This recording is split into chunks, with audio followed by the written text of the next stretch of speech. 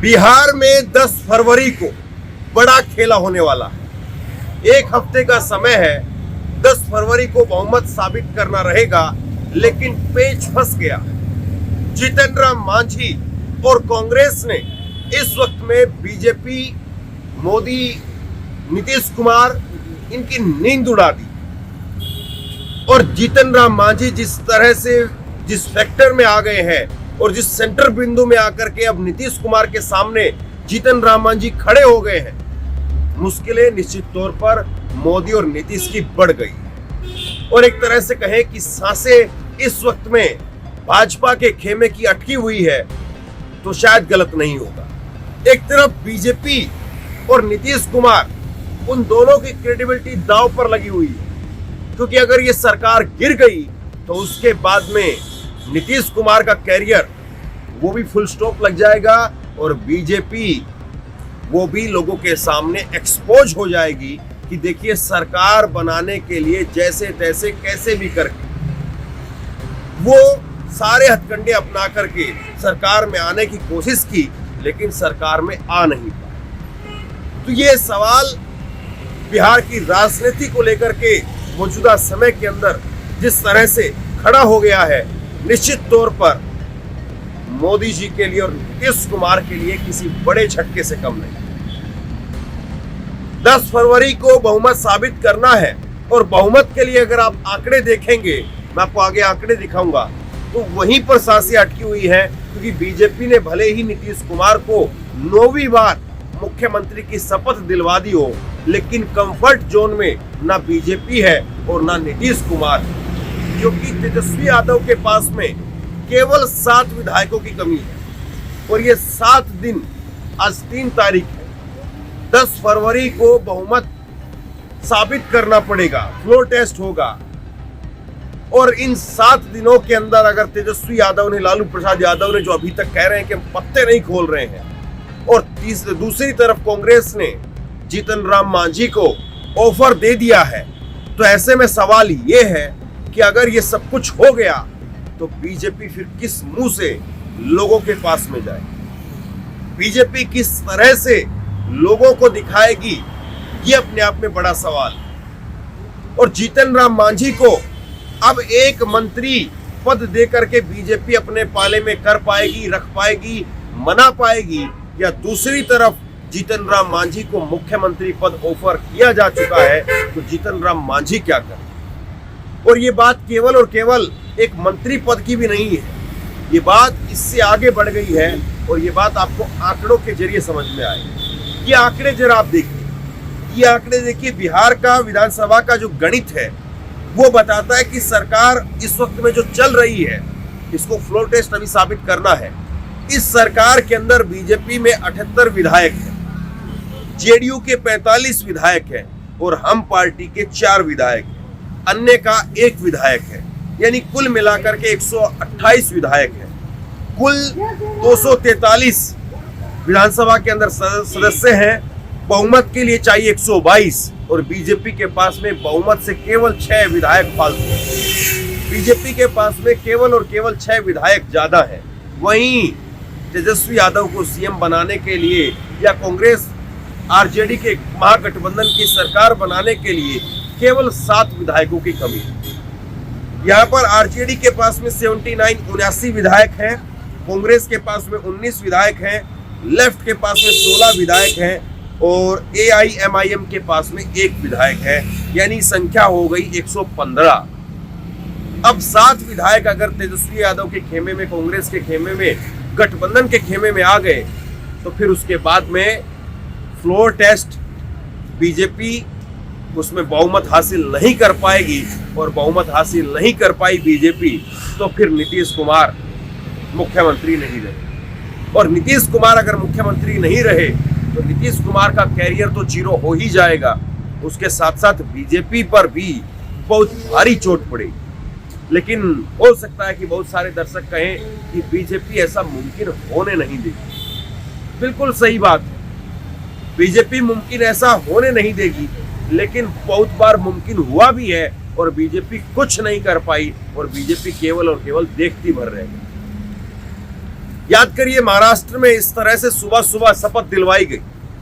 महाराष्ट्र के अंदर सुबह सुबह देवेंद्र फडणवीस ने शपथ ली थी, लेकिन उसके बाद में अजीत पवार ने जिस तरह से पलटी मारी और उसके बाद में देवेंद्र फडणवीस अजीत पवार की सरकार धराशायी हो गई।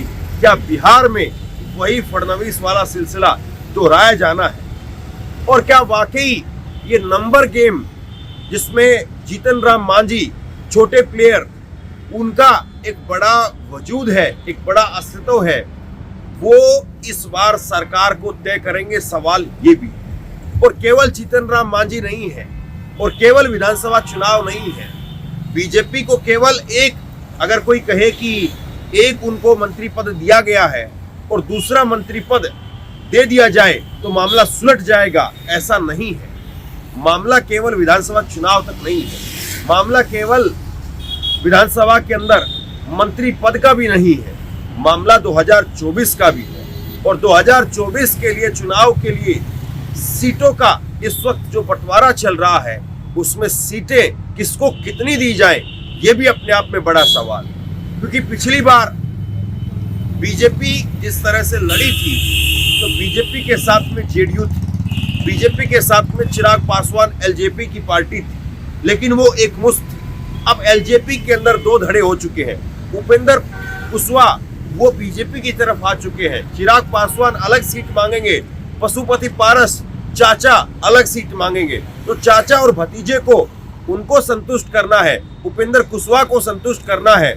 और उसके साथ साथ आज एक बयान में देख रहा था, ओम प्रकाश राजभर वो भी 2 सीटें बिहार के अंदर मांग रहे हैं। वो कह रहे हैं कि 5 सीट हमें चाहिए, बीजेपी 3 सीटें उत्तर प्रदेश के अंदर दे दे और 2 सीट बिहार के अंदर दे दे। तो ऐसे में 5 सीट का जो खेला ओम प्रकाश राजभर ने चल दिया है, उसको कैसे पूरा किया जाएगा? और हर कोई इस वक्त में सिर्फ और सिर्फ बार्गेनिंग करने पर लगा हुआ है और बीजेपी के पास में इस वक्त में देने के लिए कुछ बहुत ज्यादा है नहीं। तो ऐसे में बीजेपी अपने आप को कैसे बचाएगी, ये भी बड़ा सवाल है। क्योंकि बीजेपी को ये भी लगता है कि हम जीत करके नरेंद्र मोदी के चेहरे पर आएंगे और सीटें अगर उनकी रही तो आगे 5 साल के लिए एक डंडा रुक जाएगा। और ऐसे में कैसे किया जाए?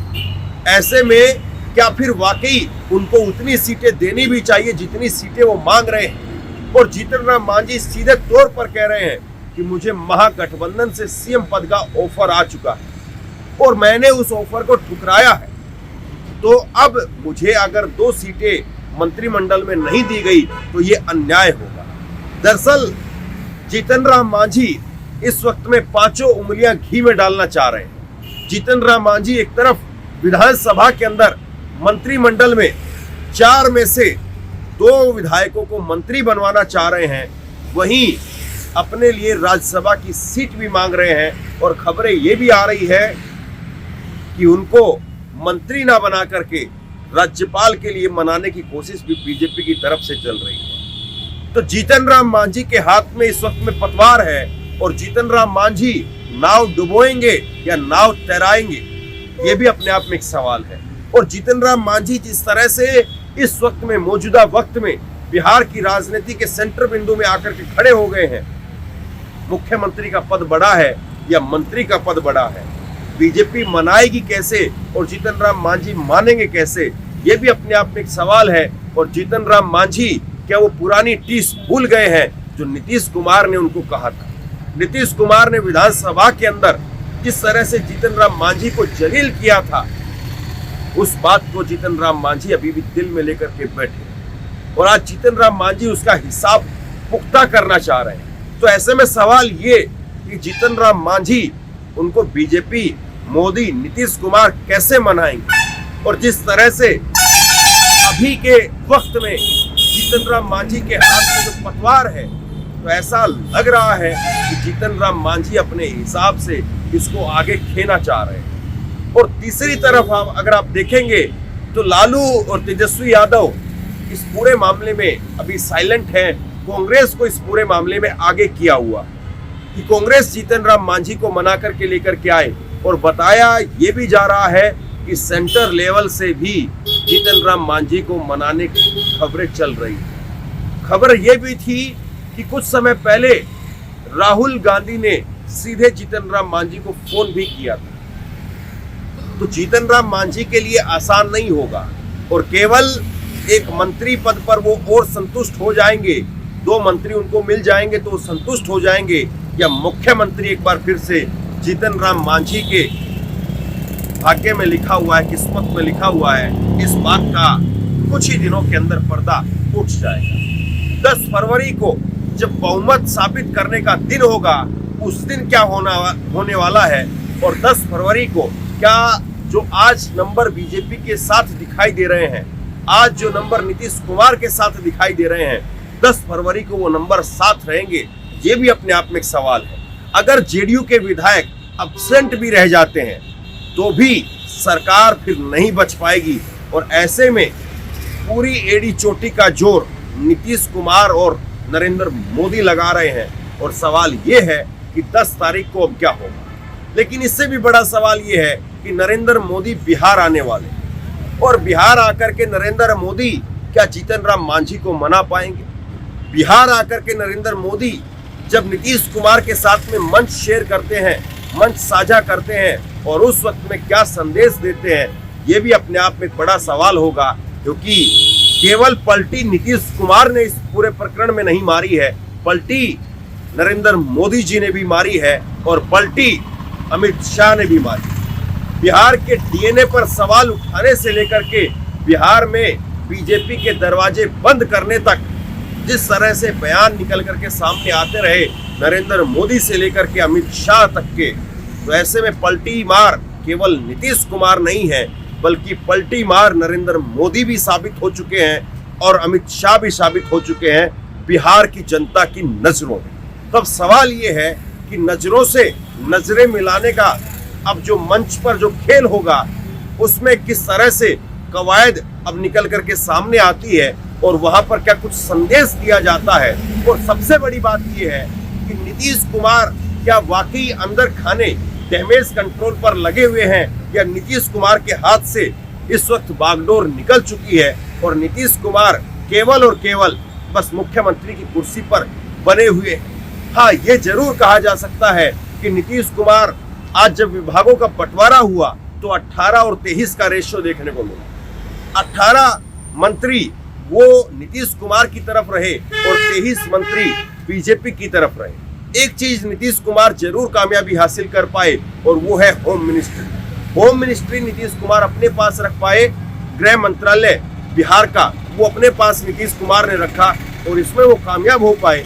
लेकिन वित्त मंत्रालय वो जरूर सम्राट चौधरी को देना पड़ा। तो सम्राट चौधरी से लेकर के नीतीश कुमार, और नीतीश कुमार से लेकर के जीतन राम मांझी, उपेंद्र कुशवाहा, चिराग पासवान, और अब तो एक और खेमा आ गया है बिहार के अंदर ओम प्रकाश राज पर। तो कैसे इन सारे समीकरणों को साधेगी बीजेपी? क्योंकि जीतन राम मांझी वो नीतीश कुमार से आंख नहीं मिलाते हैं, और बयानबाजी ऐसी रही, कड़वे बोल ऐसे रहे कि अंदर खाने टीस नीतीश कुमार और सम्राट चौधरी के दिल में भी है। सम्राट चौधरी मुख्यमंत्री बनना चाहते थे, लेकिन मुख्यमंत्री नहीं बन पाए नीतीश कुमार से बड़ी पार्टी होने के बावजूद, और सिर का मुरेठा अभी तक नहीं खोल पाए। तो बहुत कुछ ऐसा है जो बिहार की राजनीति में अभी भी दबे पांव चल रहा है, और ये कब करवट लेता है, कब करवट बदलता है, और बिहार की राजनीति का ऊंट किस करवट बैठता है, ये तो कुछ दिनों के अंदर सबके सामने आ जाए। बिहार में बीजेपी क्या वाकई बहुमत हासिल कर पाएगी, या बिहार में बीजेपी को एक बड़ा झटका लगने वाला है? नीतीश कुमार का कैरियर दांव पर है। बीजेपी की अपनी लोकसभा के अंदर वोट बैंक वो दांव पर है। बीजेपी का वोट बैंक एक तरह से बताया जा रहा है कि नाराज बीजेपी का वोट बैंक, और बीजेपी के क्षेत्रीय नेता वो कह रहे हैं कि हम सरकार बना सकते थे, लेकिन नीतीश के साथ में आकर के जिस तरह से सम्राट चौधरी उनके खिलाफ एक माहौल बनाए हुए थे, कहीं ना कहीं उससे धक्का लग गया। तो अब ऐसे में होगा क्या, सबसे बड़ा सवाल। आप बताइए, आप इसको कैसे देखते हैं?